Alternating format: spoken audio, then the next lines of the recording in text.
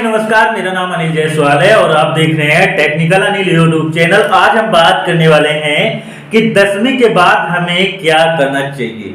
इस वीडियो को कंप्लीट देखिएगा। आज हम आपका डाउट है जो वो क्लियर कर देंगे कि 10वीं के बाद हमें क्या करना चाहिए। अगर आप 10वीं के स्टूडेंट हैं और 12वीं के स्टूडेंट हैं तो इस वीडियो को कंप्लीट देखिए। और आज हम आपको बताने वाले हैं कि 10वीं के बाद और 12वीं के बाद हमें क्या करना चाहिए। तो सो गाइस मेरे साथ हैं ज्ञान प्रकाश पटेल जी। चलिए ज्ञान प्रकाश जी, आप बताइए कि 10वीं के बाद हमें क्या करना चाहिए। हेलो फ्रेंड्स, जैसा कि सर ने बताया कि हमें 10th के बाद क्या करना चाहिए और मेरे से जानकारी ले रहे हैं, तो मैं सबसे पहले आपको बता दूं कि जिस प्रकार सीढ़ी स्टार्टिंग से लेके एंडिंग तक होती है, उसी प्रकार आप जैसे प्रथम से द्वितीय पढ़ते हैं, उसी प्रकार अगर आपकी फैमिली एक अच्छी फैमिली से बिलोंग करते हैं यदि आप, तो आपको 10th के बाद कंपलसरी 11th और 12th कर लेनी चाहिए। यदि आप मीडियम और लो क्लास फैमिली से हैं और आप कम उम्र में कुछ अधिक पाने की चाहत रखते हैं, तो आपको टेक्निकल फील्ड में यदि कुछ करने की चाहत है तो आपको डिप्लोमा यानी कि पॉलिटेक्निक या ITI करनी चाहिए। मतलब जैसे कि कहा जाए तो अगर हम 10वीं जैसे पढ़े हैं अभी, है ना, 10वीं क्लास में अभी हमने इंटर पास किया है ना, मतलब 10वीं क्लास पास करके अभी हमने निकला है ना।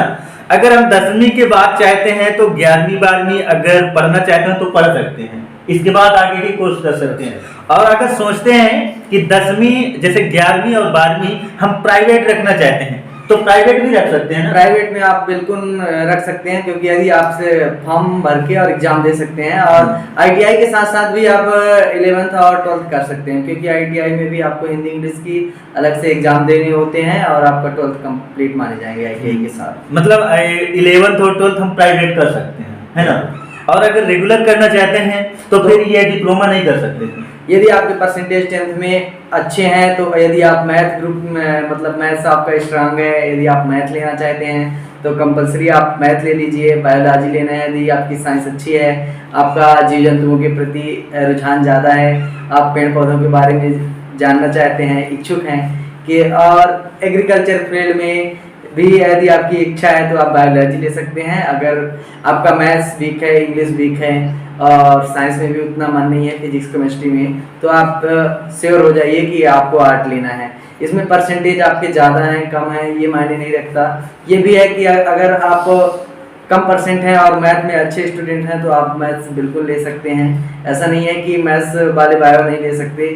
आप अगर मैथ बायो दोनों लेना चाहते हैं तो वो भी रहता है, ले सकते हैं, आप एडिशनल में ले सकते हैं, पर आपको कवर करना रहता है, क्योंकि आपके रिजल्ट के साथ वो भी होता है। यदि आप उसमें फेल हो जाते हैं, बैक लगाते हैं, तो इसलिए आपको मेहनत करनी है यदि आप एडिशनल में मैथ या बायो लेते हैं तो। अब मैं आपको बता दूं, जैसा कि हमारा मेन उद्देश्य जैसे कि अगर हम क्या करें, 10th के बाद क्या करें, है ना। तो ये तो 10वीं और 12वीं की अलग बात हो गई। 11वीं 12वीं की फील्ड है। इसके बाद आप अलग एक फील्ड होता है, ग्रेजुएशन में जाएंगे तो आपको वहाँ पे भी कोर्सेज डिवाइड हो जाते हैं। 12th के बाद आपको क्या करना है, तो हम नेक्स्ट वीडियो में कवर करेंगे कि 11वीं 12वीं के बाद क्या करना चाहिए। लेकिन हम फिलहाल अभी बात कर लेते हैं कि 10वीं के बाद क्या करना चाहिए, है ना। 10वीं के बाद क्या करना चाहिए, तो अगर 10वीं के बाद अगर हम 11वीं और 12वीं नहीं करना चाहते हैं तो इसके आगे हमें क्या करना चाहिए, ठीक है ना। टेक्निकल फील्ड में यदि हमको अपनी करियर बनाना है इंजीनियरिंग के क्षेत्र में, हाँ। और मतलब कम उम्र में हमें सक्सेस को पाना है, जैसे तो कि 10वीं के बाद कौन कौन से कोर्स होते हैं। डिप्लोमा कर सकते हैं आप। पॉलिटेक्निक में भी विभिन्न मतलब एक पॉलिटेक्निक हो गया और एक ITI हो गया, और भी होते हैं। नहीं, मतलब डिप्लोमा के अंतर्गत ही विभिन्न प्रकार के ट्रेड्स होते हैं, हाँ। जिनको आप कर सकते हैं, जैसे इलेक्ट्रिकल हो गया, मैकेनिकल हो गया, और तो पॉलिटेक्निक के ट्रेड्स हो गए। और आप ITI में fitter, electrician, motor mechanic, Turner ये दो साल के कोर्स होते हैं। जबकि कोपा कंप्यूटर ऑपरेटर जैसे DCA करते हैं लोग 12th करने के बाद, तो आप 10th के बाद ही कंप्यूटर ऑपरेटर कर सकते हैं। और ऑनलाइन की दुकान या कि बहुत सारे चीजें जॉब होती है, हैं। रेलवे टिकट में आपकी जॉब लगने के बहुत चांसेस रहते हैं, तो आप कोपा कर सकते हैं। और डिजिटल दुनिया है ही, तो आपको कंप्यूटर कोपा करना बहुत ज़रूरी हो जाता है। और यह मतलब डीसीए से ज़्यादा मान्यता प्राप्त रहता है, नेशनल लेवल का आईटीआई सर्टिफिकेट वाले होता को है ना, कोपा। जो कोपा किए रहते हैं ना, वो उनको ज्यादा मान्यता प्राप्त होती है। आइए अब मैं आपको बता देता हूँ कि कैसे इनमें मतलब एडमिशन लेना होता है। तो सबसे पहले बात करते हैं हम पॉलिटेक्निक की।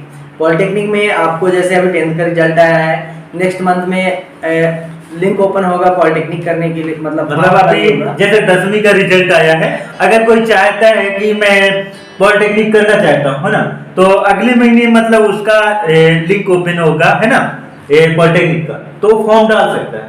हाँ बिल्कुल डाल सकता है। अगर उसका एग्जाम होगा, जिससे वो एग्जाम देके ही आप पॉलिटेक्निक में प्रवेश ले सकते हैं। ये भी है कि कोविड के कारण शायद मेरिट के आधार पर भी पॉलिटेक्निक में प्रवेश मिल जाए, हाँ। तो बहुत अच्छी बात होगी।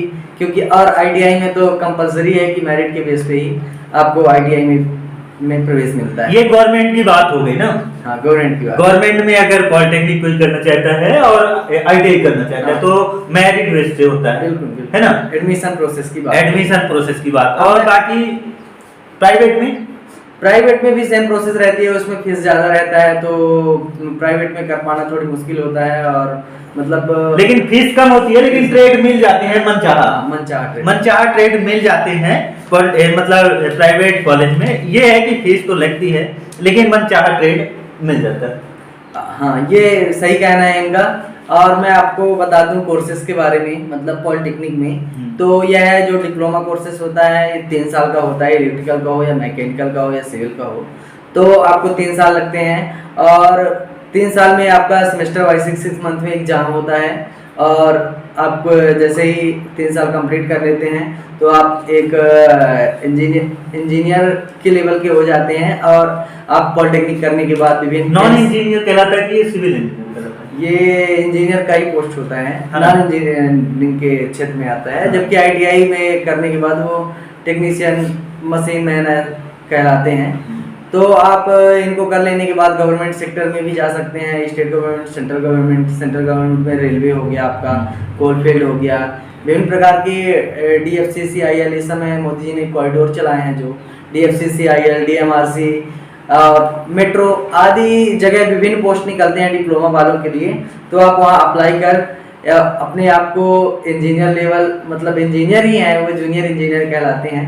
तो मतलब कम समय में यह कोर्स करके आप अपने परिवार वालों का और अपना नाम, घर का, समाज का रोशन कर सकते हैं। गवर्नमेंट सेक्टर में अच्छे खासी सैलरी उठाकर अपने आसपास के क्षेत्र, मतलब अपने घर वालों का भी जो मदद है वो कर सकते हैं, और कम समय में ज़्यादा नाम कमा सकते हैं। साथ ही अगर आप मीडियम क्लास फैमिली या लो क्लास फैमिली से हैं, तो आईटीआई में भी विभिन्न ट्रेड्स होते हैं, जिसमें जिसे आप करके और रेलवे में विभिन्न पोस्ट हो गए, जैसे टेक्नीशियन हो गया, लोको पायलट हो गया। रेलवे में भी विभिन्न जॉब ऐसे हैं जिनके लिए आईटीआई कंपलसरी कर रहा है। तो मैं बता देना चाहता हूं कि अगर आप मीडियम क्लास फैमिली या लो क्लास फैमिली से हैं और रेलवे में जाना चाहते हैं, तो आपको आईटीआई कंपलसरी है। और कोलफील्ड लिमिटेड, प्राइवेट कंपनियां, विभिन्न प्रकार के कैंपस के लिए टेक्निकल फील्ड बहुत ही जरूरी है। और ये दोनों कोर्सेज करने के बाद आप कभी भी खाली नहीं बैठेंगे। ये मतलब ये दोनों कोर्स आईटीआई और पॉलिटेक्निक करने के बाद मतलब इंसान खाली नहीं बैठता है और एक माइंड तेज हो जाता है ना। यदि आप अपने एरिया में कुछ करना चाहते हैं, तो जैसे इलेक्ट्रिक से संबंधित काम कर सकते हैं, और मतलब एक कुशल कारीगर के तौर पर आप काम कर सकते हैं। ये नहीं रहता कि चलो कर लेने के बाद आपका मन ही है, आप अपनी इच्छा के अनुसार ट्रेड चूज कीजिए। क्योंकि टोटल आईटीआई में 126 ट्रेड होते हैं। 126 में 73 जो है इंजीनियरिंग के क्षेत्र में आते हैं, और 48 गैर इंजीनियरिंग के क्षेत्र में, 5 विशेष आते हैं। जैसे गैर इंजीनियरिंग में आ गया आपका सिलाई, कारपेंटर आदि विभिन्न प्रकार के ट्रेड। इंजीनियरिंग में आ गया fitter, electrical, mechanical, Turner, machinist, motor mechanic आदि विभिन्न ट्रेड आते हैं। आप सर्च करके देख सकते हैं कि नेक्स्ट हम आपको वीडियो बना के अपलोड कर देंगे। यदि आप इसके बारे में अगर जानना चाहते हैं, तो यदि आप कमेंट्स करते हैं कि आईटीआई में कितने ट्रेड होते हैं, कौन सा ट्रेड ज़्यादा जरूरी होता है, और मतलब किस ट्रेड को करने से कहाँ गवर्नमेंट के मतलब कहाँ जॉब के चांसेस ज़्यादा रहते हैं, तो हम आपको नेक्स्ट वीडियो में दे देंगे ना अपलोड ये सारी चीजें। अगर आप कमेंट करते हैं वीडियो के नीचे कि हमें आईटीआई के बारे में, पूरे ट्रेड्स के बारे में बताइए, कौन से ट्रेड ज्यादा इंपॉर्टेंट है, कौन से ट्रेड वो है ना। हाँ कि किनमें मतलब गवर्नमेंट के चांसेस ज्यादा हैं, प्राइवेट हाँ। फील्ड्स में ज्यादा हैं, किसकी मतलब किसकी ज्यादा सीट्स निकलती हैं। तो इस टॉपिक के ऊपर अगर वीडियो चाहिए तो नीचे कमेंट मार देना, हम वीडियो दे देंगे। और सो गाइस, अपने भाई का चैनल वीडियो के डिस्क्रिप्शन में लिंक है, जाके सब्सक्राइब कर लेना, ठीक है ना। अगर आपको ये वीडियो अच्छी लगी हो तो वीडियो को लाइक कर देना, और नेक्स्ट टॉपिक पर वीडियो जल्दी आएगी कि 12वीं के बाद हम क्या करें, क्या अच्छा रहेगा, क्या अच्छा नहीं रहेगा, अपना करियर बनाएं, किस फील्ड में अपना करियर बनाएं। तो ये वीडियो आपको 12वीं के बाद मतलब अगली वीडियो मिल जाएगी, है ना। तो सो गाइस, चैनल को सब्सक्राइब कर लेना, और आपको मिलते हैं हम नेक्स्ट वीडियो में। तब तक के लिए टेक केयर।